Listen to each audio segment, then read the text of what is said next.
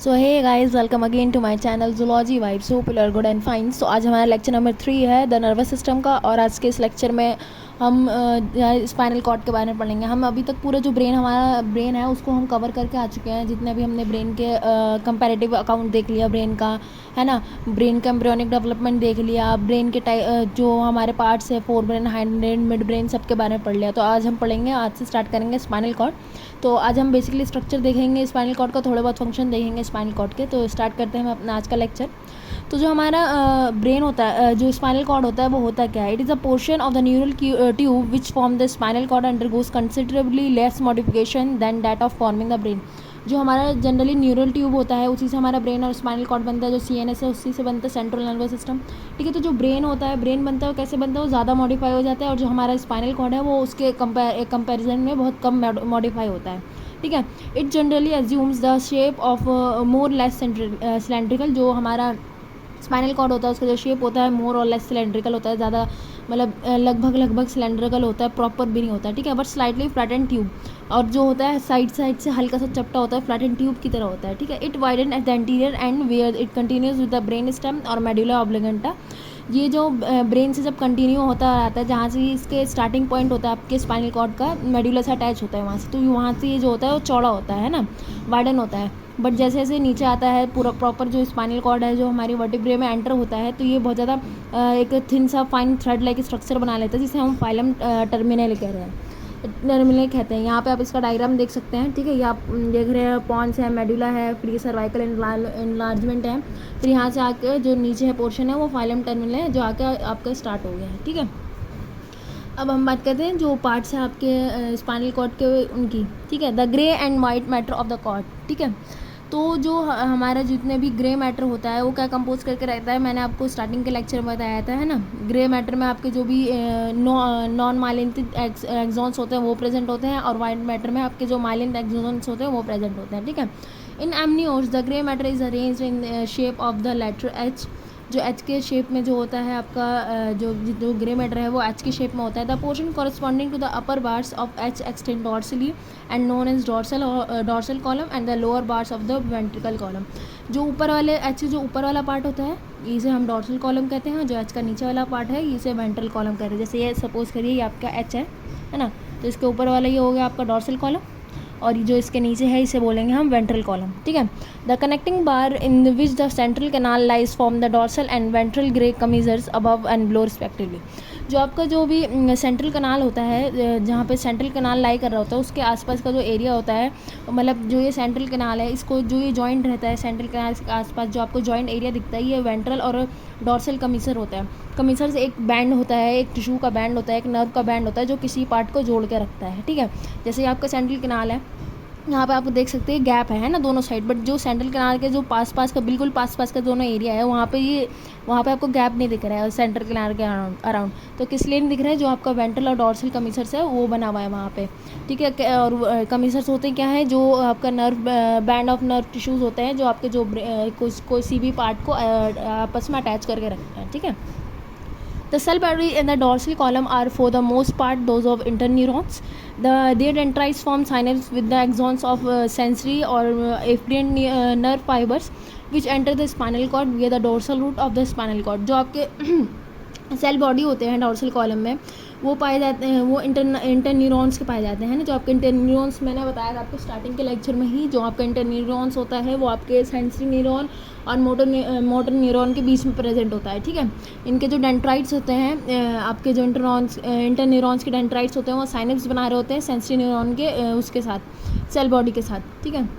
The axon of interneurons form synapses with dendrites of motor neurons.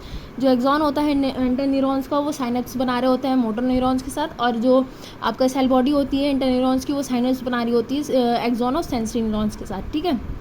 The cell bodies of which are located in the ventral column, the somatic sensory fibers carry impulses from somatic tissues to the central nervous system. जितने भी somatic tissues होते हैं आपके, है ना, skin वगैरह, तो वहाँ से जो भी इन्फॉर्मेशन है वो कौन लेके जाते हैं? सोमैटिक सेंसरी फाइबर्स लेके जाते हैं। They form synapses with the cells in the upper portion of dorsal column. The visceral sensory fibers form the synapses with the cells in the lower portion of dorsal column. जो आपके visceral sensory fibers होते हैं जो synapses form करते हैं आपके जो dorsal column होता है उसका जो lower portion में जो आपके न्यूरॉन्स होते हैं उनके साथ, और जो आपके somatic sensory fibers होते हैं वो synapses फॉर्म करते हैं आपके dorsal column पे जो upper part में जितने न्यूरॉन्स होते हैं उनके साथ synapses फॉर्म करते हैं. तो बेसिकली जो डिफरेंस क्या है आपके visceral और somatic sensory fibers में, जो सोमैटिक सेंसिटिव फाइबर्स है जो एक्सटर्नल एनवायरनमेंट से जो स्टिमुलाई आता है जैसे टच, प्रेशर, इन सब का, और जो आपके विसरल मोटर न्यूरॉन्स है वो जो आपके इंटरनल उससे आते हैं जैसे इनवॉलेंट्री जो भी होता है, रेस्पिरेशन, हार्ट बीट, इन सब का जो भी आपके स्टिमुलेट, इन सब से स्टिमुलेट होता है. ठीक है. The cell bodies of the somatic motor neurons and fibres are located in the lower portion of ventral column. जो सेल बॉडीज़ होता है सोमैटिक न्यूरॉन्स का और फाइबर्स का वो लोअर पोर्शन में रहता है ना. जो उनके न्यूरॉन्स होते हैं वो lower portion of ventral column में रहते हैं, और जो आपके विसरल मोटर न्यूरॉन्स होते हैं उनके जो फाइबर्स होते हैं वो कहाँ प्रेजेंट होते हैं, upper portion of upper and lateral portion of the ventral column. जो इनके फाइबर्स विसरल मोटर न्यूरॉन्स के फाइबर्स होते हैं वो upper portion of ventral column में देखने को मिलते हैं, और जो आपके सोमैटिक मोटर न्यूरॉन्स के फाइबर्स होते हैं वो आपको lower portion of ventral column में देखने को मिलता है. ठीक है. The white matter of the cord is arranged in the longitudinal column called the funiculi, which is lie outside the grey matter. जो grey matter के बाहर जितना ही पोर्शन होता है उसे white matter कहते हैं, और उसको जो सेगमेंट में डिवाइड है जिसे हम funiculi कहते हैं. ठीक है. The funiculi are divided into fiber tracts composed of modulated fiber carrying impulses up and down the cord and to and from the brain. जो इनका काम क्या होता है, जो भी इम्पल्सेस आते हैं ब्रेन से लेके ऑर्गन में पहुंचाना, ऑर्गन से लेके ब्रेन में पहुंचाना, जितने जो भी फ्यूनिकुलाई है उनका ये काम होता है. ठीक है.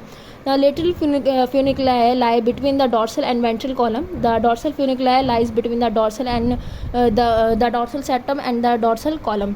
जो आपका लिटिल फ्यूनिकुलाई होता है वो डॉर्सल और वेंट्रल कॉलम के बीच में पाया जाता है, और जो आपका डॉर्सल फ्यूनिकुलाई होता है वो डॉर्सल सेप्टम और डॉर्सल कॉलम के बीच में पाया जाता है. सिमिलरली जो वेंट्रल फ्यूनिकुलाई होता है वो आपका वेंट्रल कमीजर, जो वेंट्रल फिजर है उसके बीच में और वेंट्रल कॉलम के बीच में पाया जाता है. और ये जो आपका डॉर्सल फ्यूनिकुलाई होता है ये जो आपके सेंसरी नर्व इम्पल्सेस होता है उनको कैरी करके रखता है. तो जनरली इसका काम क्या हुआ, इसका काम हुआ जो भी इन्फॉर्मेशन है उसको ब्रेन तक पहुंचाना. मतलब जो आपका स्पाइनल कॉर्ड है, पहले आपको इन्फॉर्मेशन कहीं स्किन से आई, स्किन से लेके स्पाइनल कॉर्ड से जो इन्फॉर्मेशन होगी उसको ब्रेन तक पहुँचाना, ये आपका डॉर्सल फ्यूनिकुलाई का काम होता है. और सिमिलरली इसका अपोजिट जो होता है वेंट्रल फ्यूनिकुलाई का काम होता है. जो भी इन्फॉर्मेशन ब्रेन से आती है उसको जाके ऑर्गन तक को पहुँचाना आपका जो वेंट्रल फ्यूनिकुलाई है उसका काम होता है. ठीक है. जो आपका ये लेटरल फ्यूनिकुलाई होता है इसके पास दोनों होते हैं. इसके पास कुछ अमाउंट ऑफ सेंसरी फाइबर्स भी होते हैं, कुछ अमाउंट ऑफ मोटर फाइबर्स भी देखने को मिलते हैं. यहाँ पे आप इसका क्लियरली डायग्राम देख सकते हैं. जो आपके जितने भी फ्यूनिकुलाई हैं जो डिवाइडेड हैं उसमें आप इसका यहाँ पे क्लियरली डायग्राम देख सकते हैं उन सबका. अभी तक तो हमने पढ़ा मैमल्स के स्पाइनल कॉर्ड्स के बारे में, जिसमें मेनली हमने ह्यूमन के स्पाइनल कॉर्ड के बारे में पढ़ा. ठीक है. अब हम बात करते हैं साइक्लोस्टोम और फिशेस वगैरह के स्पाइनल कॉर्ड के बारे में. ठीक है. In cyclostome and fishes the spinal cord is fairly uniform in diameter, but in the most tetrapods two prominent swelling are or enlargements are seen. जो आपके साइक्लोस्टोम और फिशेस होते हैं इनके जो स्पाइनल कॉर्ड होते हैं वो सिमिलरली होते हैं, मतलब पूरा साइज़ एक होता है उनका. डायमीटर आप कहीं से भी देख लो, सेंटर से, एंटीरियर से, पोस्टीरियर से, डायमीटर सबका सेम होता है. ठीक है. बट जो एडवांस टेट्रापोड्स होते हैं उनमें आपको 2 स्वेलिंग्स देखने को मिलती है. ठीक है. जहाँ से जो आपके नर्व्स हैं लिम्स के लिए जो 4 लिम्स, हाइंड लिम्स होते हैं, इन सब के लिए नर्व्स एराइज हो रही होती है, तो वहाँ पे आपको 2 स्वेलिंग्स देखने को मिलती है. ठीक है. In the anterior part of cervical enlargement is the region where the large nerves supplies the 4 limbs arise and the nerve supplies the hind limbs originate from the lumbar enlargement. जो lumbar enlargement होता है वहाँ से hind limbs के लिए जो nerves है वो सप्लाई हो रही होती है, और जो आपका 4 लिम्स के लिए जहाँ से नर्व सप्लाई हो रही होती है उसे हम सर्वाइकल वो कहते हैं, एनलार्जमेंट कहते हैं. ठीक है. मगर आपको जो ऐसी कोई सी एनलार्जमेंट जो है आपको स्नेक्स वगैरह में देखने को नहीं मिलती. क्यों? क्योंकि उनके पास लिम्स नहीं है, वो लिम्बलेस है, तो आपको स्नेक वगैरह में ऐसी कोई भी एनलार्जमेंट देखने को नहीं मिलेगी. यहाँ पे आप क्लियरली डायग्राम देख सकते हैं. ये आपका ऊपर वाला एंटीरियर साइड में सर्वाइकल एनलार्जमेंट है और पोस्टीरियर साइड में ल्यूम्बर एनलार्जमेंट है. फिर वहाँ से जो फाइलम टर्मिनल हमने पढ़ा था अभी, जो ह्यूमन में होता है, जो पॉन्स मेडुला स्टार्ट होने के बाद जो फाइलम टर्मिनल होता है वो स्टार्ट हो गया है. यहाँ पे भी फाइलम टर्मिनल है जो स्टार्ट हो गया. ठीक है. जो लोअर वर्टिब्रेट्स होते हैं आपके साइक्लोस्टोम वगैरह, इनमें जो आपका जो ग्रे मैटर और वाइट मैटर है ये अच्छे से डिफ्रेंशिएट नहीं होता है, मिक्स होता है, इंटरमिक्स होता है, अच्छे से डिफ्रेंशिएट नहीं होता है. तो इसलिए जो उनका स्पाइनल कॉर्ड है एक तो पहली बार साइज़ के अकॉर्डिंग छोटा भी होता है। फिर उनमें जो होता है आपका 2 स्वेलिंग साइक्लोस्टोम में आपको कोई एक इक्वल साइज़ का पूरा स्पाइनल कॉर्ड देखने को मिलता है, बट आपको एडवांस टेट्रापोड्स में, ह्यूमन्स बीइंग वगैरह में सब में आपको इनलार्जमेंट देखने को मिलती है। ठीक है, सो आज का लेक्चर मेरा यहीं पे ख़त्म होता है। आपको वीडियो पसंद नहीं होगी, वीडियो पसंद आए तो लाइक शेयर सब्सक्राइब करना बिल्कुल भी ना भूलें। Thank you.